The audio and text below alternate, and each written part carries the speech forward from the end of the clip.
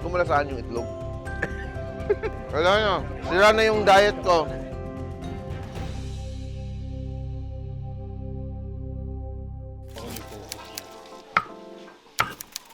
Today, we're here at Mogpog Market and kakain tayo ng ating breakfast. Nakakalito. Look at that. Ang daming choices.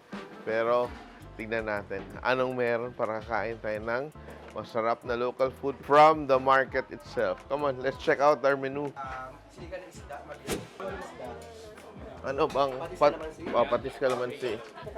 Ayan, no?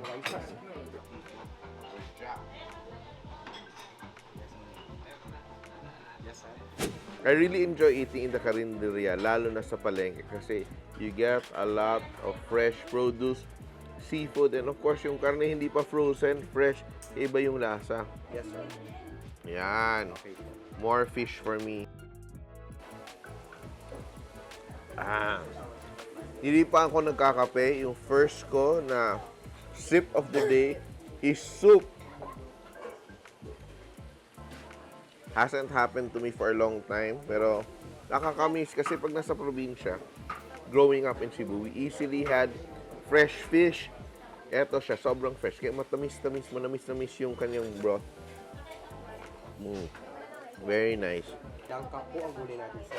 Langkang ginatahan. Sige, isang langka.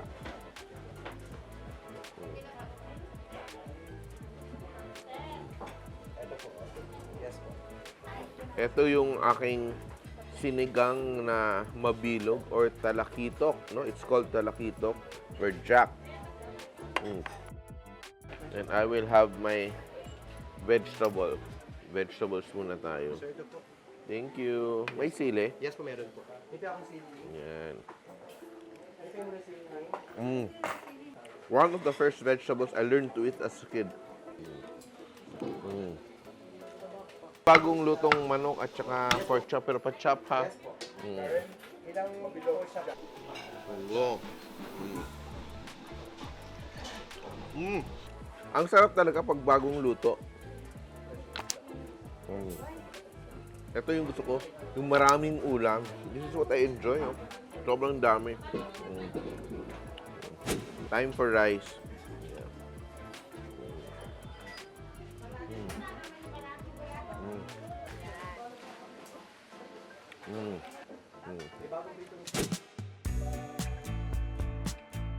Ito yung sikat na bibingka dito sa Marinduque.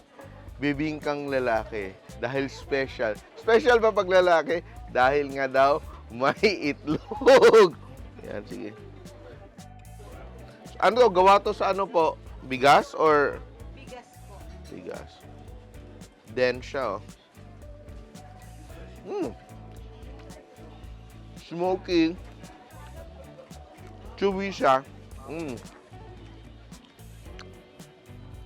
ko malasaan yung itlog. Gusto din matingman tong isang bibingka. Ito naman, walang itlog. Wala. Ano Wala lang itlog. po? Boko. Buko. Ito mas magrano to, mas grainy. Malamnam dahil sa buko, no? Kain pa tayo man lang. Kuha ka ng konti. Kung masarap ba yung tinda mo? Masarap. Masarap ba? Saan to ginagawa po? Dito sa Mindis. Mendes lang. Lugar na Mendes. Marinduque pa rin. Marinduque. Ito mas traditional na lasa talaga, no? Then medyo magaspang yung texture. Yun ang bigas talaga. Bigas talaga. Ito po yung Gawa sa uraro. dalawa po ang ginagamit dito, bigas na malagkit at saka oraro. Uraro. Pero po, mas maganda is oraro. Oraro. Flour ang gamit. At ito pong pangalan ay original na Marinduque. Wala ang sa ibang lugar po nito. Napaka-interesting kasi yung texture hindi ko parang sa labas, parang makunat-kunat. Pagkain ko sa loob, Crispy. parang siyang kamote, it's manguyan, di ba?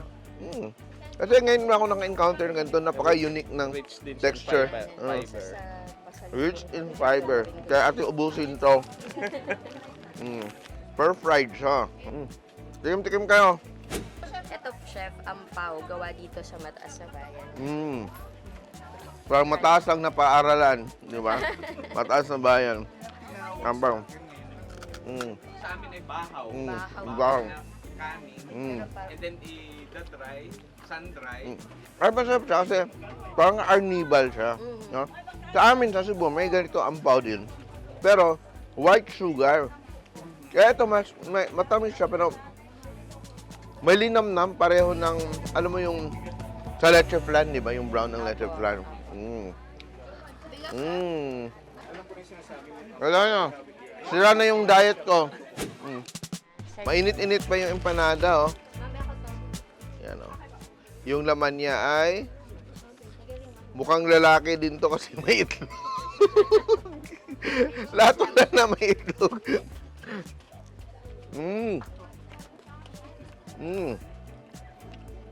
Nag-retro may carrots. Manipis yung kanyang balat, oh. Magaling paggagawa.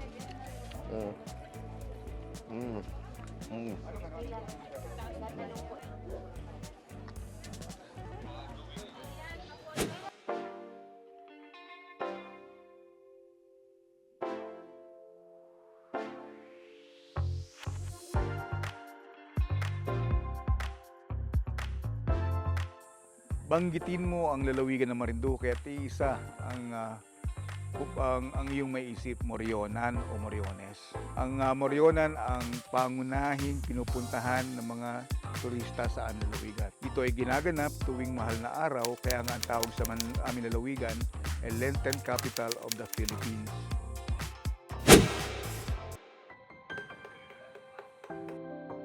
Umpisa po kasi ng pagkuhan ko dito sa Morin. Dati po, doon sa amin sa barrio ay mahilig na rin po ako talagang magsuot ng moryon. Kaya doon po lang sa pag-umpisa noon ay di kami gumawa ng mga moryon. Isang pinsan namin na nagtrabaho sa Pampanga ay dumating. Sabi sa akin niya ay kung gusto ko raw sumama. Adi pagka sabi niya sa akin ganun, di sumama agad ako.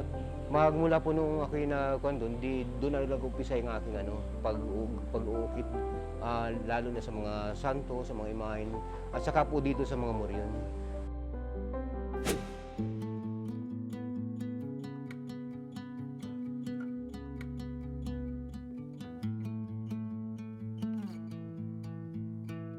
We are doing what? Exactly. So I see a lot of cacao here.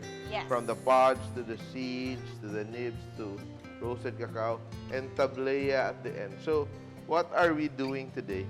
So today, we're gonna cook for you the first thing we ever served here in Panuluyan. So which is sinaludsod. It's like a local pancake made with glutinous rice flour and some coconut.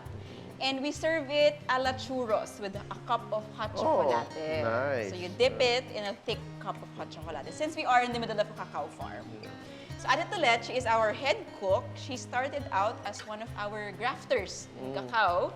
Then when we put up Panuluyan, she trained in cooking and she is now in charge of our Azotea Eatery. My parents first discovered this when they gave a ride to a lady selling yung naglalako po ng mga merienda. So tinanong nila, ano po yan? Sinaludsod. Saan gawa yan?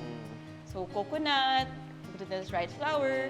So naisip nila, dito natin serve yan. But what we always do, we elevate it. Yeah. So how do we elevate this? By adding first turmeric, fresh from our land.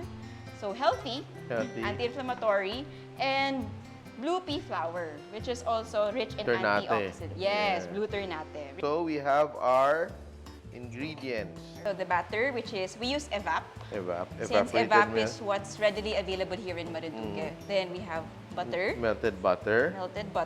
brown sugar, buko. Yeah. Mix, mix, mix. Dapat ba may feelings pag nagluluto? Kailangan may love, di ba? Always with love. Konting water. Powder. Glutinous rice.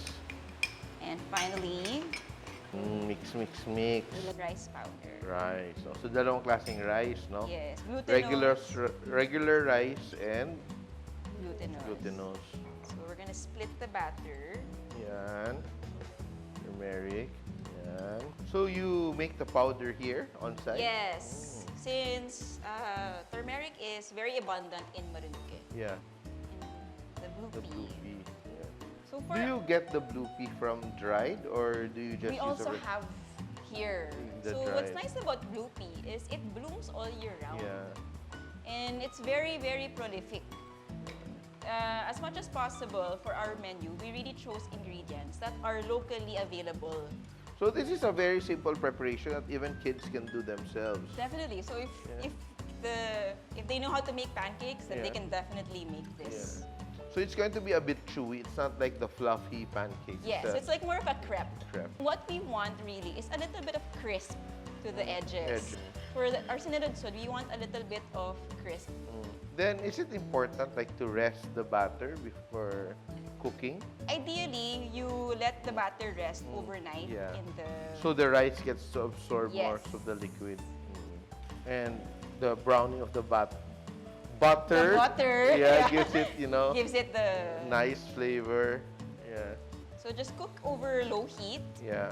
for a few minutes. And then once the edges are crispy, then you can flip it. So it really requires, even it's so simple, it requires a bit of patience. Bit of patience and attention. Because if you don't give it attention, you're gonna Yeah. burn right Yeah. through it. So with this dish, we really wanted to show that you can take something really simple. Yung tawag nga, yung sinasabi nga nila, so sobrang pangkaraniwan lang. But if you add a little bit of elements to it, you can really elevate it. And initially, we thought locals wouldn't be so interested in ordering this. Kasi nga, pangkaraniwan sa kanila. So we were surprised na nagustuhan talaga ng mga taga Marinduque yung version namin ng sinaludsod. Yan. You can smell the turmeric butter, and the butter. I think once it congeals, it's already done, no? So you just want to get that crisp A little bit of for crisp. the texture. Yes. Bilis lang. Oh, Bilis na bilis lang po. simple. Yan. Yes! Yan, mas tostado, mas masarap. Yes.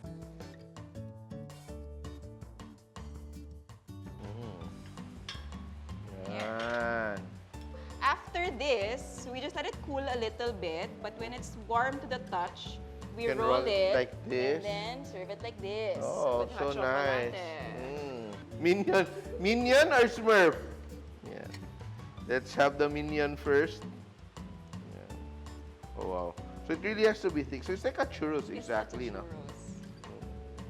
Bit of spiciness from the turmeric.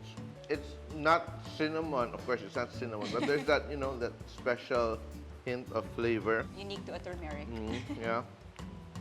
But I suppose this one is more neutral. Yes, because blue pea itself doesn't Yeah, there's really no- have a strong yeah. flavor. The cocoa also has good flavor, no? No? Thank you. We're very proud of our hot chocolate. It's nice. It's not overly fermented, no? No. No. So we're very strict about how we ferment our beans. It reminds me of the traditional chocolate. It's not like, Yes.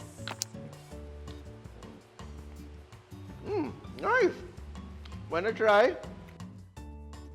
When you miss the taste of tablea, you can't replace it with milk chocolate. Eh. No. You'll never be satisfied. No, parang- talaga.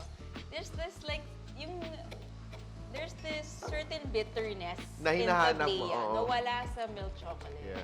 Food, no? It's basically for culinary and, you don't sell for cosmetics or... Not cosmetic. So it's mainly for our products and what we use also for our restaurant in terms of cooking. We really wanted to focus on the drinkables since that is really what's ingrained in the culture of the Yeah. Filipinos. Filipino, diba? yeah. Everyone has memories of drinking hot chocolate, but the common Pinoy doesn't really buy a bar of fine flavored chocolate. Yeah. So we're focusing on the drinkables. And of course, the main one is our tablea. 100% cacao. We don't mix anything in it. Can I bite into You this? can bite if you want. Yeah, but not bitter. It's of course bitter because it's... But we hope that you can still taste like some of the Very fruity, fine talaga, no? Yes. It's very fine. You are the first person I've met who's bit into tableas.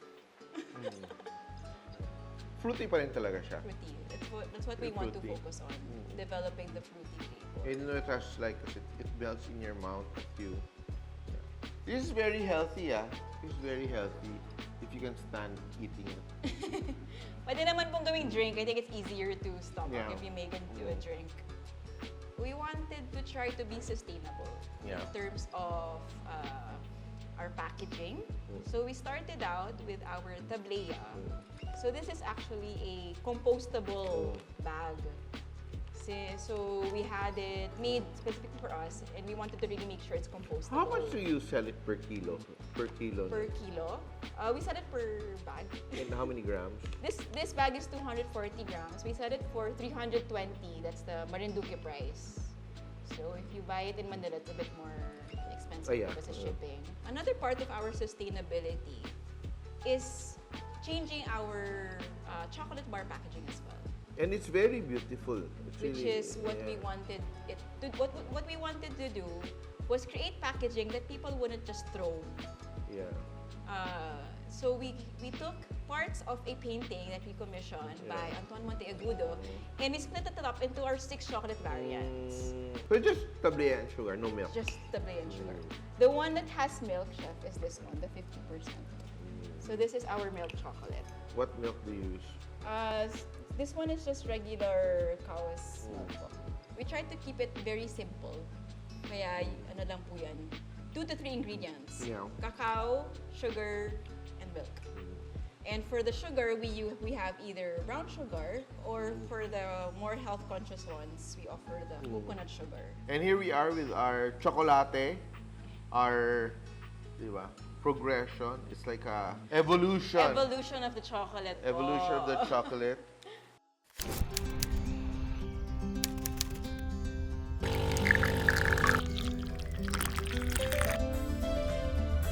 May tanawin sa likuran ko, di ba?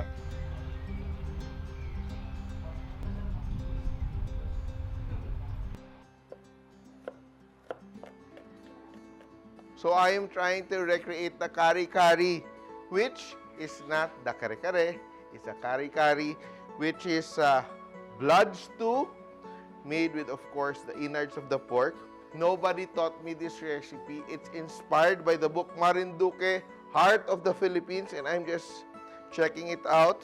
So kari-kari means chopped. So what I'm doing, I am chopping up my pork intestines, which are already parboiled. And if you really want to remove, the foul aroma, one tip is to cook it with vinegar, or you can wash it with baking soda. So, yun. So I'm just chopping up all this good stuff. And I will begin sauteing my onions. Bit of oil. Add my onions. Start with my onions. Very hot. I'm just like sauteing my onions here, and I'm adding my garlic, which I haven't chopped. So I want my onions to be properly sauteed.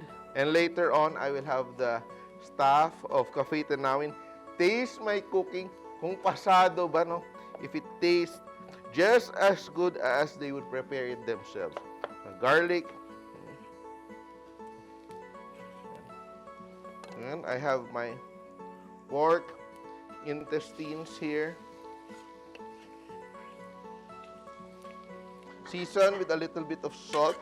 I'm seasoning this every step of the way so that everything has flavor. No? Hindi lang yung ating blood. Yan. The bits and pieces all chopped up or kari-kari. Yan. And now I will add my vinegar.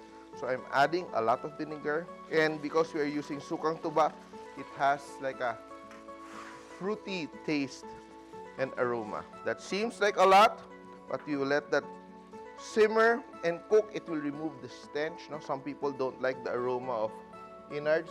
And I have my siling labuyo and my green chilies, and I will chop them up as well.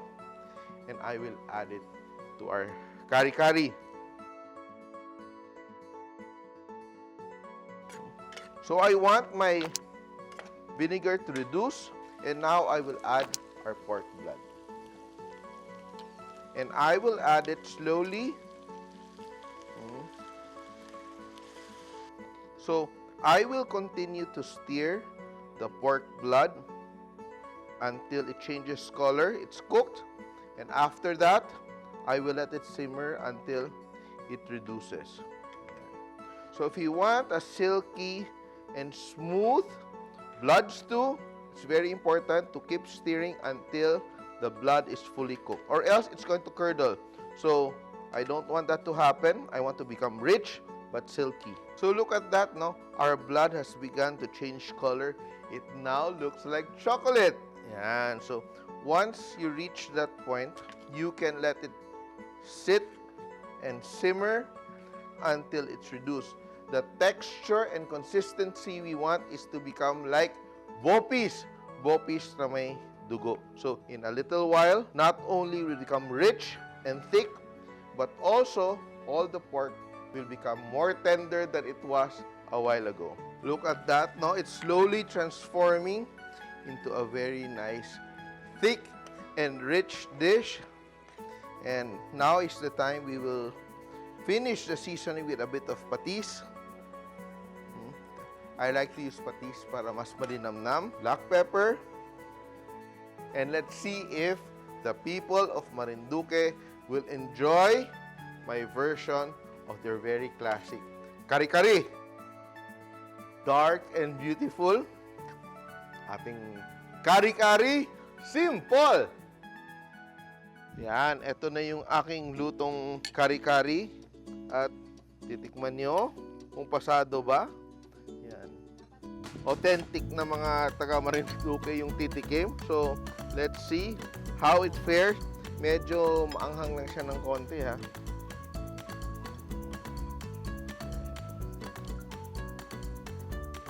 Tikim lang, inuubos nyo naman. Grabe. Oh, di ba? Ayan. Pag may rice, please! So, at least, iba na-achieve natin yung authentic na kari-kari. Buwang-buwa niya yung At siya, luto ng nanay ko, chef. wow. Grabe na ilog na ako. Pwede na akong nanay. At saka malambot yung one and walang lansa yung ating luto, di ba? Sarap Ayun, po. di ba? Bakit? Magsalita ka naman. Sign language. Yan. Sasarapan lang. Oo, di ba? Pwede ba, chef, ng extra? Oh, di Hindi ba yan, chef? ano ito? Sige, ito. Hindi ako makarito. Totoo yan, ha? Sobra. Di ba? Kanin po. Kanin. Inubos talaga, di na mga tingin iba. Ibalik natin. Ready na dito. Yoy, tikim kayo, tikim. Oh, yan.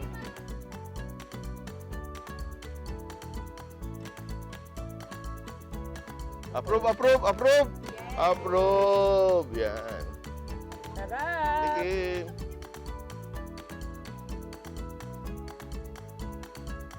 Marinduque's kari-kari on Flavorful Escapes, Simpol! Ano?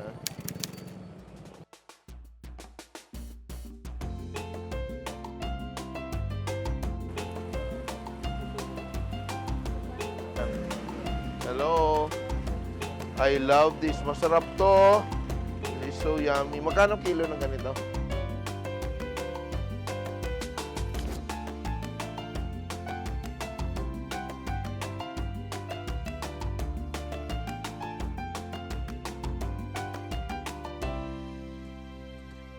And our feast is ready and our guests have begun to arrive. And I'm so excited from our trip to the fish market. Eto, meron tayong instant handaan for all of our friends here. We've met in Marinduque. We have our crabs and we have pancit from Sasoy's. We have boiled kamote and banana, grilled pork, and a lot of other stuff. Kaya let's call everyone in para makakain na tayo. Join us sa aking instant handaan. Yan. Here, dito si Mami. Here. Instant po ba talaga? Parang pinaghandaan po. Grabe. Kanina, doon kami sa market. Then, merong mga trimmings from the giant squid. So, binigay sa amin. So, ito, ginawa kong parang kilawin. Diretso akong adobong kangkong with the squid. Ito yung kagang natin with luyang dilaw and coconut. And ito yung needlefish. Ano yung native name ng needlefish? Then, ginawa kong escabeche sa tuba na may luyang dilaw din. Oh, then, ito, local pansit galing kay Sasoy's. Yan. Uy, let's feast! Oh, yan. So, yung ginawa lang natin, kung ano yung nakita natin sa market, yun lang siya what's available. So, inspired by the cooking of Marinduque, I'm trying to, mimic the style of cooking here. Kakain din ako ng rice. Hindi, alam mo, yung mga tindera dun sa palengke, very generous kasi yung pusit binigay lang sa atin. I think more than a kilo yun eh. No diet today.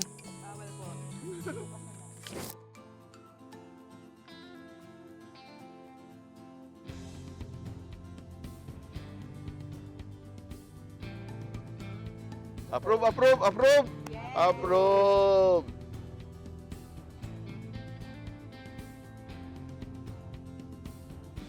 Simpol.ph, living made simple.